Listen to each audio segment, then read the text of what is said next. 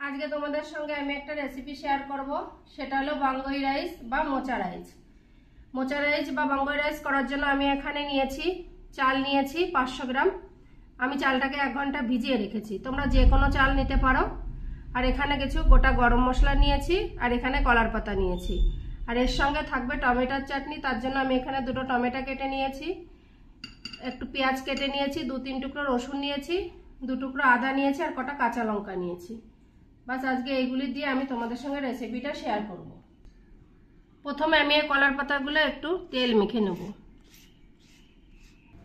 आमी एखाने एकटा तावा गरम करते दिएछि, एबार आमी एई तावार उपरे पातागुलो एकटु सेके नेब। एरकम करे भालो करे पातागुलो एकटु सेके निते होबे, भालो करे उल्टे पाल्टे। আমি এখানে গরম জলটা বসিয়ে দিয়েছি, এবার জলটাকে ফুটতে দেব। এবার আমি যে এখানে চালটা ভিজিয়ে রেখেছি এর মধ্যে আমি লবণ দিয়ে দেব। এখানে আমি প্রায় 1 চামচ মতো লবণ দিয়ে দেব আর এর মধ্যে দিয়ে দেব ঘি। এখানে আমি 2 চামচ ঘি দিয়ে দেব। তোমরা চাইলে তেলও দিতে পারো, সেটা সরষের তেল দিতে হবে। আর এর মধ্যে দিয়ে দেব কিছু গোটা মশলা দিয়ে ভালো করে আমি চালটাকে মেখে নেব। এরকম ভালো করে উল্টে পাল্টে চালগুলোকে মেখে নিতে হবে। আমি কলার পাতাগুলো ভালো করে আমি এখানে সেকে নিয়েছি, এবার আমি একটা একটা করে এই প্লেটের পরে নিয়ে নেব।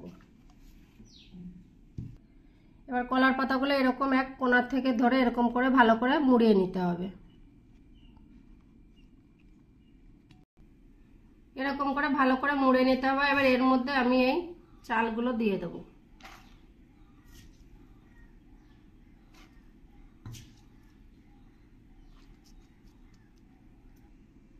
এরকম করে নিয়ে এর মাথাটা এরকম করে ভালো করে আটকে দিতে হবে। এরকম একটা সুতোনে ভালো করে মুখটাকে আটকে দেব। আমি সবগুলো এরকম করে একই রকম করে আমি বানিয়ে নিয়েছি। এবার আমি এগুলো সব বানিয়ে নেব, গরম জলের মধ্যে সব দিয়ে দেব। জলটাও খুব ভালোভাবে ফুটে গেছে, এবার আমি এগুলো সব এক এক করে জলের মধ্যে দিয়ে দেব। খুব সাবধানে দিতে হবে, নাহলে গরম জলটা ছিটকে গায়ে লাগতে পারে। খেতে খুবই সুন্দর লাগে, তোমরা বাড়িতে অবশ্যই একবার হলেও এটা ট্রাই করবে। এবার দিয়ে আমি জালটা বাড়িয়ে দেব।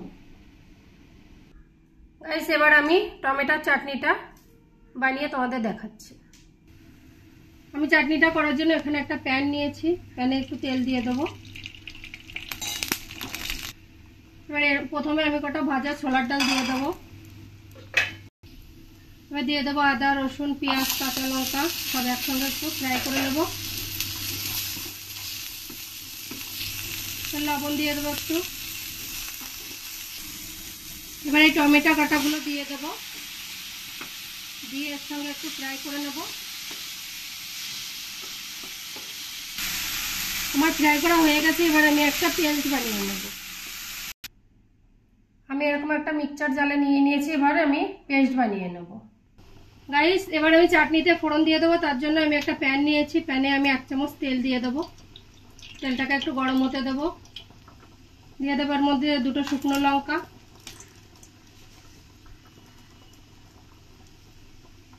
1 চামচ সরষে।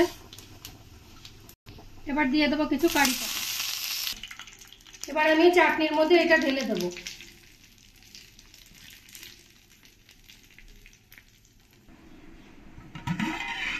দেখি গাইস, আমার বাঙ্গই রাইসটা প্রায় রেডি হয়ে গেছে।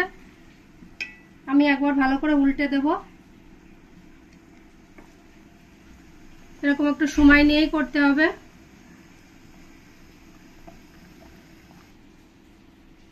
আমার বাঙ্গই রাইসটা পুরো রেডি হয়ে গেছে, এবার আমি এক এক করে সব তুলে নেব।